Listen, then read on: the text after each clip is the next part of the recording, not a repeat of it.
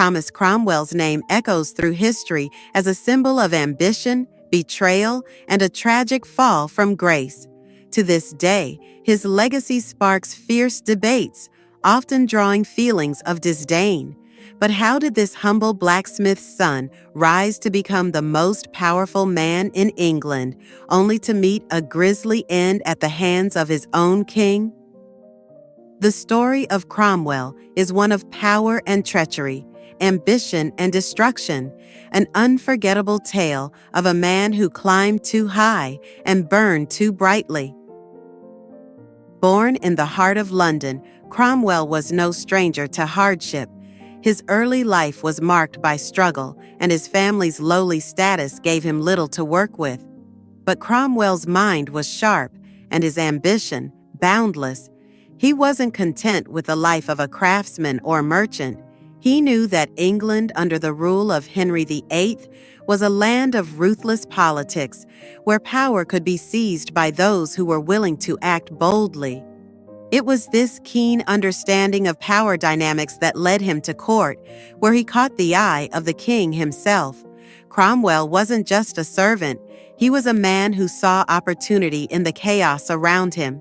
He recognized that the king's court was a world of intrigue, where fortunes could be made or lost, depending on who controlled the strings. With cold calculation, Cromwell quickly became indispensable to Henry VIII. But to rise to such heights, Cromwell had to leave his morality behind. The first of his many daring moves came when he orchestrated Henry's divorce from Catherine of Aragon.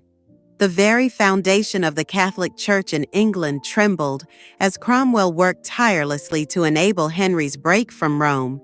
The consequences were severe, not just a theological revolution, but the severing of centuries-old allegiances. And yet Cromwell was unflinching, for this was only the beginning of his rise. Soon, Henry VIII declared himself the supreme head of the Church of England, and Cromwell became his right hand. Through the dissolution of the monasteries, Cromwell seized land and wealth, enriching the crown and consolidating his own power. But in his wake, thousands of monks were cast out into the cold, their abbeys destroyed, their lives shattered. The country roiled in anger, but Cromwell saw only opportunity. He was a man who would stop at nothing to achieve his goals, even if it meant sacrificing the lives of the innocent. With every victory, Cromwell grew bolder. He was no longer just a servant. He was a kingmaker, pulling the strings behind the scenes. His rise seemed unstoppable, but even the most powerful men have their weaknesses. Cromwell's fatal flaw was not his ambition. It was his unyielding loyalty to Henry VIII, and in this loyalty he sealed his own doom. When Anne Boleyn, Henry's second wife, failed to deliver the longed-for son, Cromwell was given a task that would mark the beginning of his downfall: find a way to remove her. He didn't simply seek a divorce. He masterminded a campaign of lies, painting Anne as a traitor, an adulteress, and even accusing her of incest. Her execution was a cruel spectacle, a reminder of how easily Cromwell could destroy a life for the king's whims. But the bloodshed didn't stop there. Cromwell, who had once risen so swiftly, now found himself entangled in a new political disaster. Henry VIII, in a desperate bid to secure a new marriage, turned his eyes to Anne of Cleves, a German princess whom Cromwell had arranged to marry the king. He had commissioned a portrait of Anne, a flattering image that led Henry to believe she was his ideal match. But when the king met Anne in person, his disappointment was immediate. He found her unattractive, and the marriage quickly fell apart. This failure would prove to be Cromwell's undoing.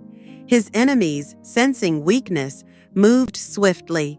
The Duke of Norfolk and others who had long resented Cromwell saw this as their chance to strike. They turned Henry against Cromwell, painting him as the architect of his greatest failure. Cromwell, once so powerful, was now isolated, his fate sealed. In the summer of 1540, Cromwell was arrested and charged with high treason.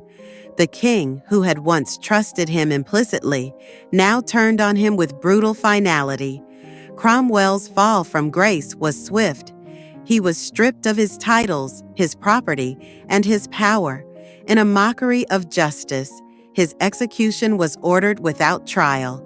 The Act of Attainder, a bill that condemned him to death, was passed almost immediately. On July 28, 1540, Cromwell was led to the scaffold. His last moments were filled with an eerie calm. Before the axe fell, he made a final speech, a prayer for forgiveness. "I ask forgiveness from my king, from my God, and from all of you," he said, a man brought low by his own ambition. His words were soaked with regret, yet there was dignity in them, even as death loomed. But Cromwell's execution was far from dignified.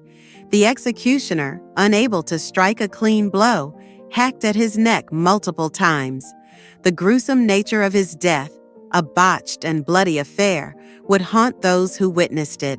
His head was severed and displayed on a pike on London Bridge, a grotesque warning to all who would dare to climb too high. Cromwell's story is a tragic reminder of the fragility of power. The man who once held the king's ear and shaped the course of England's history was forgotten in death.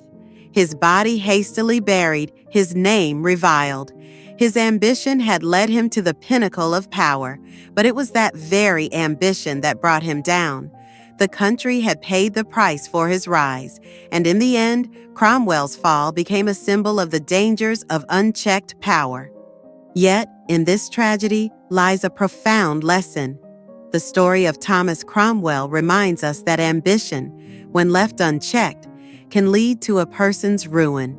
It is a cautionary tale about the fine line between greatness and destruction.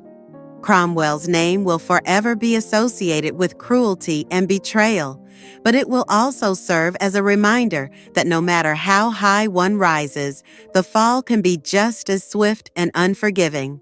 If you found this story fascinating, don't forget to subscribe to our channel. Give us a like and share your thoughts in the comments. We hope you enjoyed this deep dive into the story. Your support means a lot to us. Thank you for being a part of our community, and stay tuned for more exciting stories.